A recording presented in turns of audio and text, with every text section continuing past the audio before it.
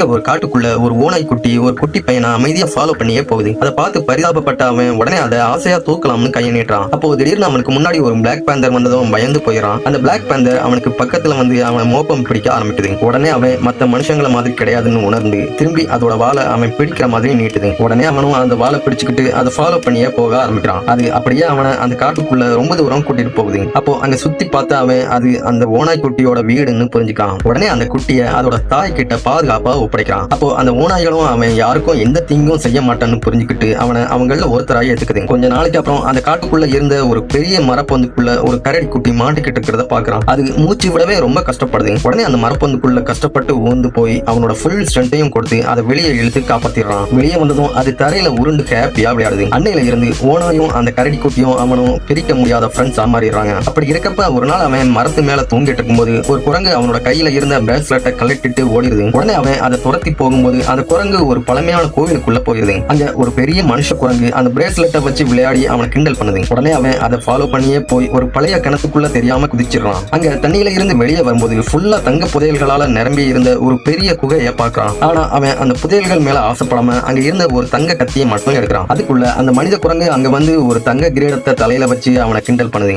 அவனோட பிரேஸ்லெட்டை கேட்கும் போது திரும்பவும் அது கை தட்டி சிரிச்சு அவனை கிண்டல் பண்ணுது. சடனா அவன் அங்க ஏதோ பெரிய ஆபத்து வரப்போகுதுன்னு உணர்றதுக்குள்ள ஒரு பெரிய பாம்பு அங்க வந்து அவனை அப்படியே பிடிச்சு தண்ணிக்குள்ள கொண்டு போயிருது. இருந்தாலும் அவன் விடாம போராடி அவனோட கையில இருந்த கத்தியால அந்த பாம்பை குத்தி கொன்னுறான். அதை பார்த்து அந்த மனித குரங்கு பயந்து போய் அவனோட பிரேஸ்லெட்டை அவன் கிட்டயே தூக்கி போட்டுருது. அன்னையில இருந்து எல்லா அனிமல்ஸும் அவனை அந்த காட்டோட ராஜாவா ஏத்துக்கிறாங்க. ஒரு நாள் ஒரு பொண்ணு அந்த காட்டுக்குள்ள வழி தவறி அலைஞ்சுக்கிட்டு இருக்கிறான். அப்போ திடீர்னு அவன் முன்னாடி வர்றான். அவன் அவளை பார்த்ததும் அவன் தன்னோட சின்ன வயசு ஃப்ரெண்டு தாங்கிறத உணர்றான். ஆக்சுவலா ரொம்ப வருஷத்துக்கு முன்னாடி அவளோட அப்பா கூட இந்தியாவுக்கு வந்திருப்பா. அவளோட அப்பா ஒரு கவர்னரா இருப்பாரு. அவங்க யானையில ஒரு காட்டை சுத்தி பார்க்க வந்தப்ப அவனும் அவனோட அப்பாவும் தான் அவங்களுக்கு வழிகாட்டி இருப்பாங்க. அப்போ திடீர்னு அங்க ஒரு புலி வருது. அந்த புலியோட கர்ஜன சத்தத்தை கேட்டதும் யானை பயந்து கண்ட்ரோல் இல்லாம போயிருது. அந்த டைம்ல அவன் தான் முன்னாடி வந்து யானையை சமாதானப்படுத்தி இருந்திருப்பான். அவங்க பிரியற டைம்ல அவன் அவளுக்கு ஒரு பூவை கொடுத்திருப்பான். பதிலுக்கு ஞாபகார்த்தமா அவளோட பிரேஸ்லெட்டை அவன் கிட்ட கொடுத்திருப்பான். ஆனா அந்த டைம்ல அதே புலி அவங்க கேம்பை அட்டாக் பண்ணதால பெரிய ஃபயர் ஆக்சிடென்ட் ஆகிடுது. உடனே அவன் ஒரு வண்டியில ஏறி தப்பிச்சு போயிடுறான். ஆனா அந்த வண்டி அவனை ரொம்ப தூரமா அந்த காட்டுக்குள்ள கொண்டு வந்திருக்கும். அன்னையில இருந்துதான் அந்த காட்டு அனிமல்ஸ் கூட வாழ ஆரம்பிச்சிருப்பான். ஆனா அவனோட சைல்ட்ஹுட் ஃப்ரெண்டை திரும்பவும் மீட் பண்ணதுக்கு அப்புறம் அந்த காட்டை விட்டுட்டு திரும்பவும் அவ கூட சேர்ந்து வாழ ஆசைப்படுறான்.